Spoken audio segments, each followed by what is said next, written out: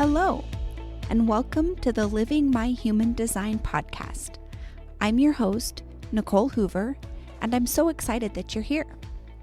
I have been on a self-healing journey since my early 20s, and when I discovered human design in January of 2021, I felt like I had finally found what I had spent the last 20 years searching for. I believe that if we live as our authentic selves, having forgiveness, compassion, love, and understanding in our hearts, that ripples out and positively impacts everyone we interact with. That is how we have the biggest positive impact on the world. My purpose is to be a beacon of light in the world, attracting those who have broken down, fallen apart, and are stuck under the weight of life, and help them rise up as their true authentic selves. By sharing my human design experiment through this podcast, I hope to encourage others to begin their own healing journey by experimenting with their own human design. Continue listening and join me on this life-changing experiment of self-discovery.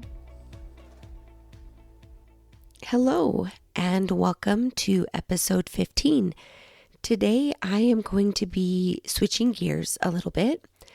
So 2 weeks ago, I went to the most amazing human design retreat in Tulum, Mexico with my friend and mentor, Emma Dunwoody.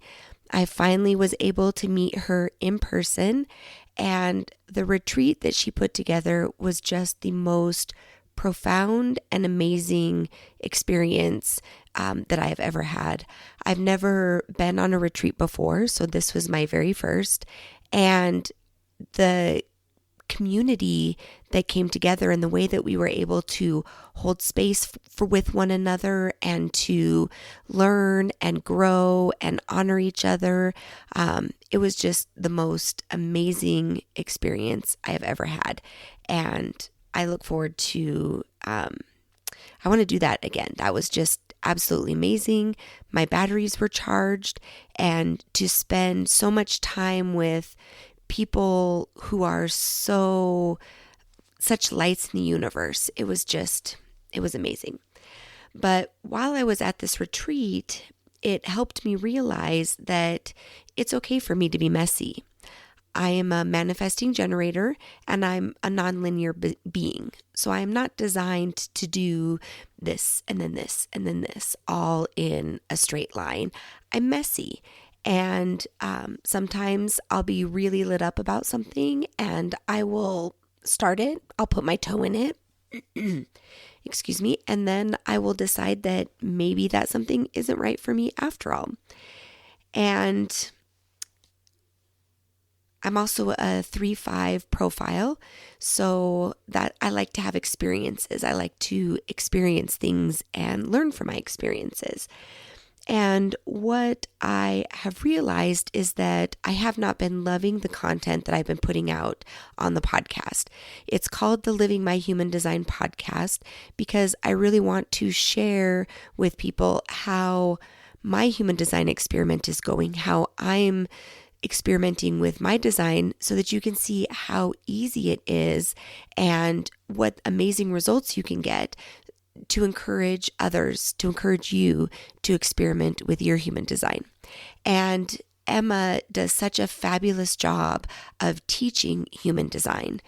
And so I'm just, if you really want to learn on your own with human design, I will have links in the show notes to her HDX community, which she's actually getting ready to do another launch for at the beginning of November.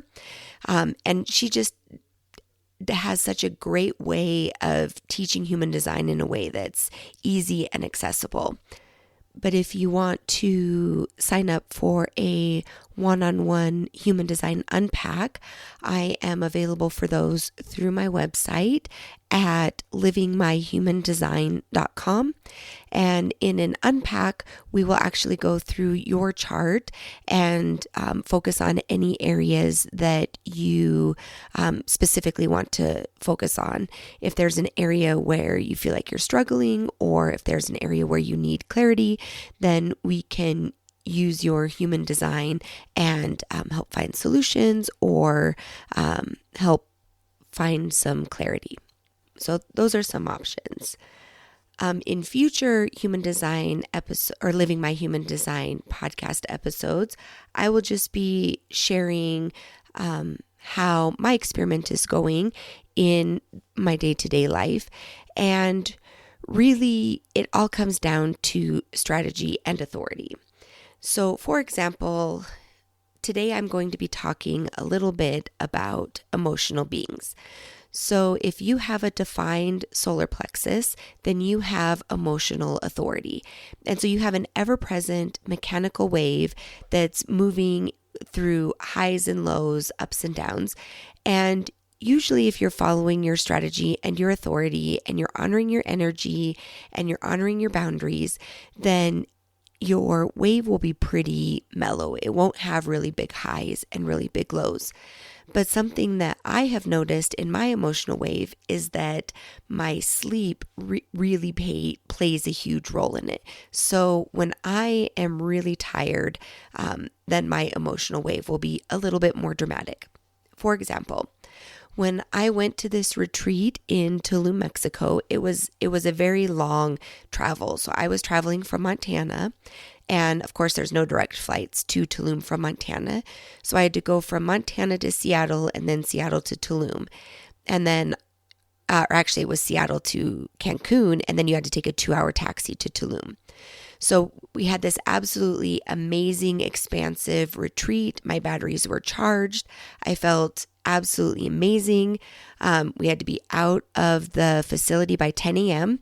And so there was a 2-hour taxi ride from Tulum to Cancun. And then you have to get to the airport 3 hours early. So I sat in the airport for 3 hours, waited for my flight. The flight back to Seattle was a 6-hour and 10-minute flight. We got a meal on the plane, and then I landed in Seattle at 8:30 p.m. Pacific time, and I started my travels at 10 p.m. or 10 a.m. Eastern Standard Time. So I had been traveling for a significant period of time, and I had to spend the night in Seattle because the flight that took me back to Montana, there were no flights out of there that evening, so I had to wait until the next morning. So I picked a hotel that had an airport shuttle that could come and pick me up. And I go through customs. I go out to the front of the airport. I call the hotel and I ask for a shuttle. And the receptionist or the hostess tells me, okay, that's great. Our shuttle will be there in a few minutes to get you and bring you right on in. And so I waited and I saw other airport shuttles come and grab people and leave. And I'm tired and I'm hungry. And I was starting to feel like I was catching a little bit of a cold. And so I was drained. And after 30 minutes, the airport shuttle still hadn't come and got me. So I called the hotel again and was immediately placed on hold. And I waited on hold for 7 minutes and no one came back to me. And so I hung up.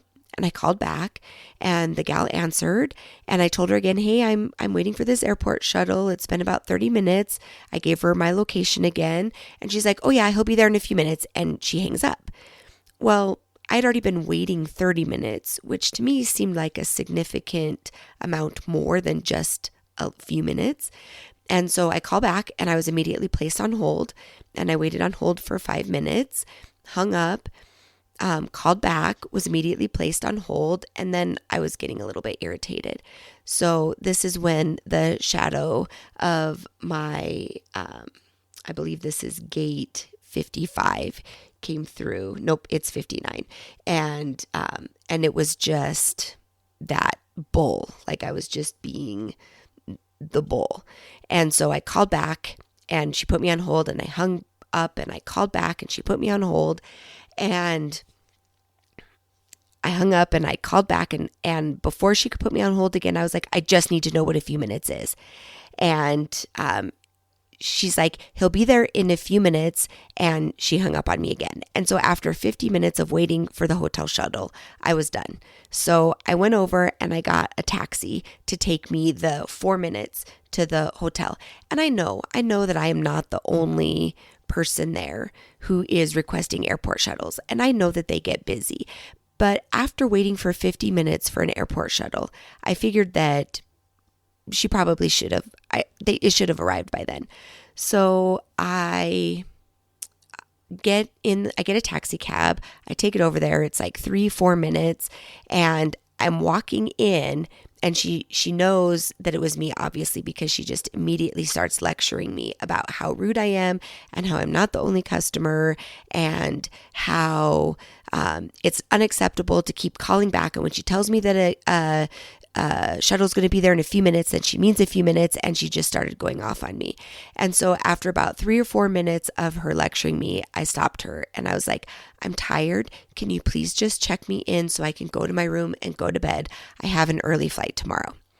And so she checks me in, she gives me my key card, tells me I'm on the second or the fourth floor, and that's it. So I go to my room. I'm tired, I'm grouchy, I'm hungry. I get up to my room and I just bawl. I just start sobbing because I had just reached my limit. Like I had gone past my limit. So I had myself a good little cry. I released those emotions. I brushed my teeth, I washed my face, and I went to bed. And then I woke up the next morning and I was a whole new person. So sleep is very important for emotional beings. And you may notice when you are a little bit tired that emotional wave is just a little bit bigger. So that is my share for episode 15. And it'll be an exciting adventure to see where episode 16 takes us. I am going to be posting on Instagram every day for 30 days. I have made that commitment to myself. I'm not super familiar with the platform, so it might be a little bit messy in the beginning, but I'm going to have some fun figuring it out. And I hope that you will connect with me there and share your experience of how sleep and being tired has played into your emotional wave. Thank you so much for listening, and I will catch you next time. Thank you for listening all the way to the end of the podcast. If you like what you've heard here today, please take a moment to leave a review. Don't forget to subscribe so that you're notified when the next episode is released. If you have any questions, please connect with me on social media. The links are down below in the show notes. Don't forget you can get your free human design chart at my website, livingmyhumandesign.com. And if you'd like to have me unpack your chart with you, you can also schedule an unpack at my website, and there are 3 options to choose from. That website address again is livingmyhumandesign.com. If you'd like to learn more about human design at your own pace, I highly recommend joining Emma Dunwoody's HDX membership. There are video modules on all parts of human design and tons of bonus materials. This membership also comes with a private Facebook community where you can ask questions and get additional support. I'm one of the guides in this community as well. The links to all of this information are down below in the show notes. Thank you again for listening. I'm sending you lots of love and light, and I'll talk with you soon.